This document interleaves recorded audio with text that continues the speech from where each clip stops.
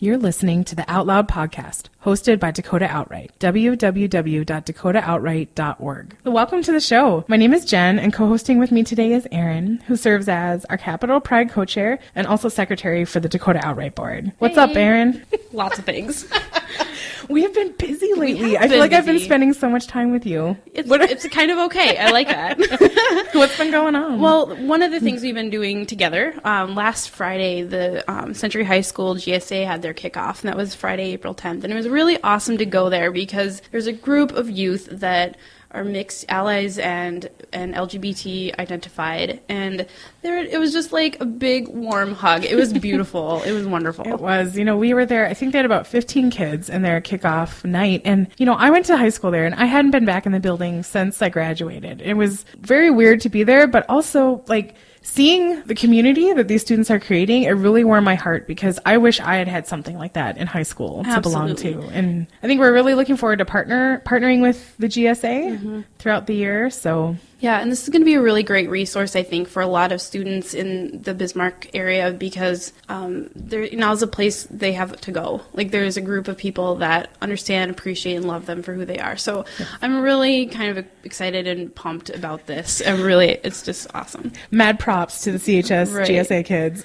And their advisors, too, because those advisors are so supportive. And, at the end of it, they were doing a little round, like a circle thing, and just chatting and talking about the things that they need. And it was awesome. It was good. So what else are we going to talk about today on the show? We have some other great things to talk about. We're going to see what's been happening with Senate Bill 2279. We're going to talk with Caitlin from Equality Counts North Dakota and learn about what's coming up with Capital Pride. That sounds awesome. And just as a reminder, you can hear the OUTLoud podcast on URL Radio. We air the third Wednesday of every month at 1:30. And we're also on The Mix, which is Bismarck State College's student-run radio. Go to bscmysticmedia.com. And then you can also link up to our podcast through our website or search for our channel on YouTube. Just search for Dakota Outright. Awesome. And to learn more about Dakota Outright overall and how you can get involved, you can always go to our website, dakotaoutright.org, or go to our Facebook page. So we've been keeping listeners updated on the progress of Senate Bill 2279 as it's moved through the North Dakota legislature. And it's been a really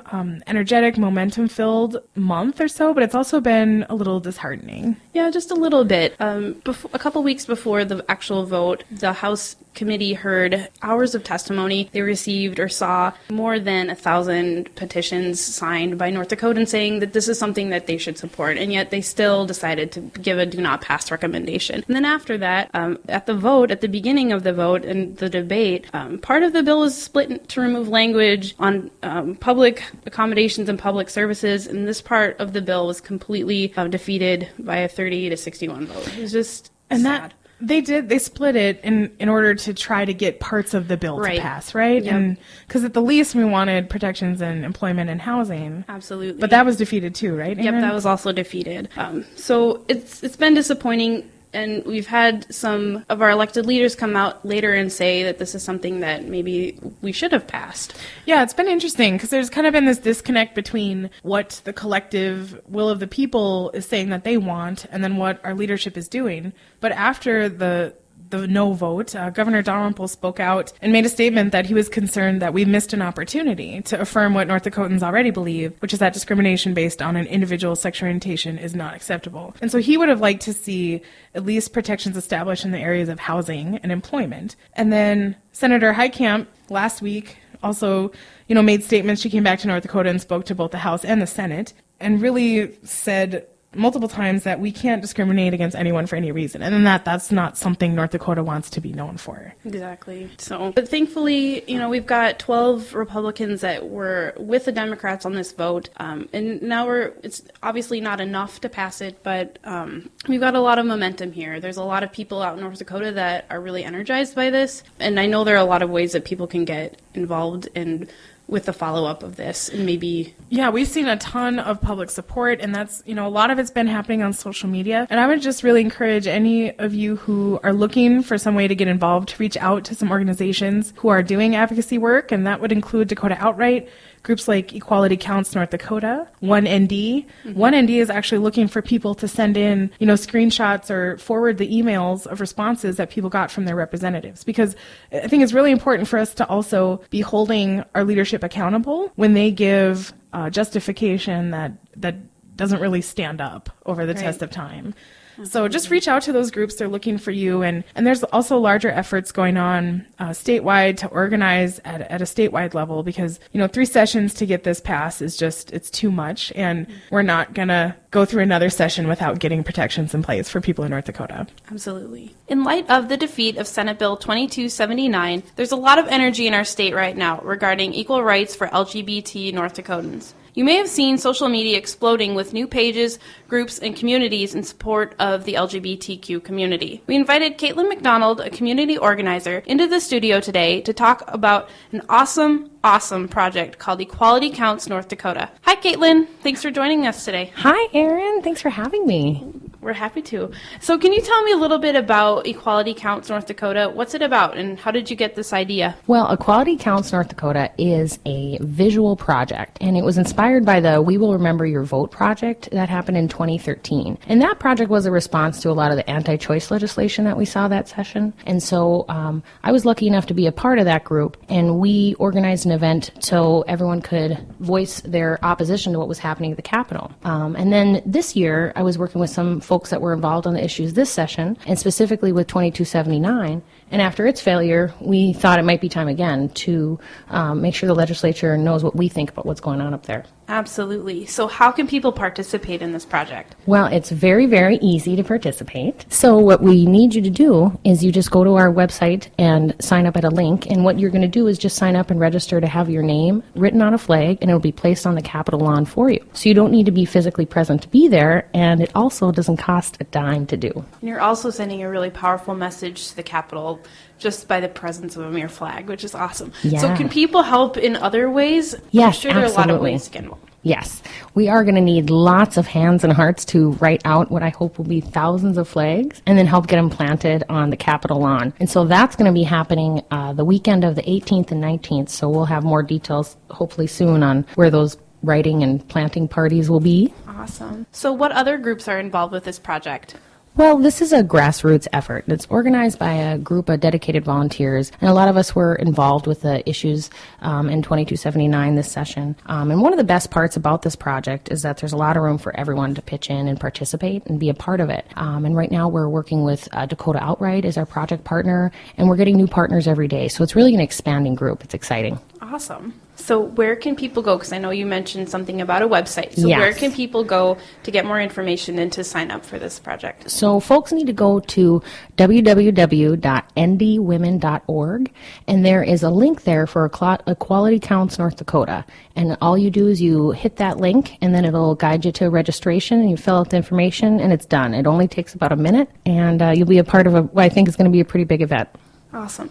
I hear there are going to be lots of colorful flags. Yeah, we'll light that lawn up. Awesome. So thanks so much again for being with us today, Caitlin. Thank and you. to our listeners, make sure you sign up for a flag by April 17th. Dakota Outright is looking for vendors for this year's Pride in Custer Park celebration, happening on Saturday, June 20th from 11 a.m. to 5 p.m. We welcome crafters, food vendors, community organizations needing to do outreach, and any business wanting to make a public statement of support. Capitol Pride 2015 will be on June 19th through the 21st in Bismarck, Mandan. Register soon at www.dakotaoutright.org. June is National LGBTQ Pride Month, and Dakota Outright is excited to announce that we will be hosting our Pride on June 19th through the 21st. We're really excited to be moving our event from August up to June so that we can join that national momentum that builds during the National Pride Month. Yeah. And actually, we have a special announcement today. If you're listening, you're the first to hear. We're actually going to be kicking off Capitol Pride this year a week earlier with a special event on Sunday, June 14th with our good friends at Laughing Sun in downtown Bismarck. What are we going to do there, Erin? We're going to play a cult movie, to be determined, and they're also going to tap, big gay beer. They're gonna brew us a beer, which is pretty cool. And we're also looking at some trivia and stuff, so it'll be kind of a fun event to come and hang out and kick off Pride. Definitely. That'll be a great way to kick it off. And we're actually going to be running a contest for the best name ever for this big gay beer that we're anticipating. So look for that on our Facebook page. Yes, we definitely need your creativity because the things we're coming up with aren't aren't really that good. Senate Bill 2279, the taste of defeat. It's just sad. That's all we have. Oh, that's it. So we need your help. And then what else? So what else is going to be part of Pride? We have some of our old favorites coming back. We've got on Friday night, that would be the 19th, we've got our riverboat cruise, which should be a blast. It was really good fun last year. We've got our Pride in the Park, which is on Saturday afternoon. That'll be from 11 to 5. Lots of vendors, music, just a lot of fun. It's going to be really good. Yeah. And then that night, Saturday night, also the 20th, we have our Cornerstone Drag Show. Absolutely. And look for an even bigger, better, longer amateur contest this time. Yeah. We've had some really great talent We really showing have. up. We really have. You know, our last drag show in March, we had more than 600 people there down at the Radisson. Yeah. So hopefully we'll have the same kind of turnout at the Bismarck Civic Center. Yeah, or definitely. Event Center, excuse me. So we also have a new event coming up. We're planning to do this on Sunday afternoon. We're going to do a showing of the movie Pride, and we're still working out a venue, but that information will be available on the Dakota Outright website as it becomes available. So if you want, run over to our website, www.dakotaoutright.org/pride, and you'll get all of the information as we have it available to you. And we're still looking for sponsors for Pride. It's a great way to promote your business as being, you know, a proud community supporter. And especially with everything that's been going on, it's a great opportunity to get your name out there in a way that is being really supportive of the LGBT community. And so just hop online to where Erin said for more information on that. Sound good? Thanks. We'd like to thank everyone for listening and helping us build connections within the North Dakota LGBT community and for listening to this podcast. Special thanks to Caitlin from Equality Counts North Dakota for coming in and chatting with us. And next episode, we're going to be talking to some LGBT families who have faced challenges in our state, but who have also found great sources of support. And until next time, stay connected to upcoming events and opportunities to get involved online at www.dakotaoutright.org. Coming up next is our closing segment of the OUTLoud podcast, Strength Through Stories. Storytelling builds human connection. Long throughout history, stories have been the way knowledge has been shared, wisdom imparted, and great truths revealed to both listeners and storytellers themselves. Strength Through Stories is our way to connect with others about the human experience. We hope these stories will let others know they are not alone, that things do get better, and that change is possible. Our storyteller this episode is Anonymous from Bismarck. His story is titled, How I Found the Road to Acceptance. I'm a 34-year-old white guy who up until this year identified as a very manly, rugged, heterosexual man. I dated women all throughout my life. I even got married and had children. But one thing that just stuck with me for as long as I can remember was an attraction to men. I was raised in Southern Baptist households, and it was always reinforced that homosexuality, or any orientation other than heterosexuality for that matter, was a sin and that you needed help or else your soul would burn in eternal damnation. This, coupled with seeing how people were treated when they were open about their sexuality in those South Texas communities, made me feel there was indeed something wrong with me. Rather than face persecution, I'd keep it bottled up far away from the world. Now this method worked for me for many years, even though I was involved with another male in high school. He sexually assaulted me, which made dealing with my sexuality and subsequent trauma even more difficult. And while I still struggled on a daily basis, nobody was the wiser. And that's the way I liked it. I didn't want anybody to know about the me that I kept locked up inside. The shameful, unaccepted by me and the world me. Or so I thought. There came a day when I realized my marriage turned into just going through the motions day by day to survive, and there was no longer anything there. Happiness became a distant dream, and a deep depression set in. After trying to make it work repeatedly during that last year, it became obvious it was over. I moved out to try to get myself together. And in the process, I met an amazing woman who accepted me for me, no matter what that meant. Aside from my children, I'd never encountered such unconditional love before. This was strange to me.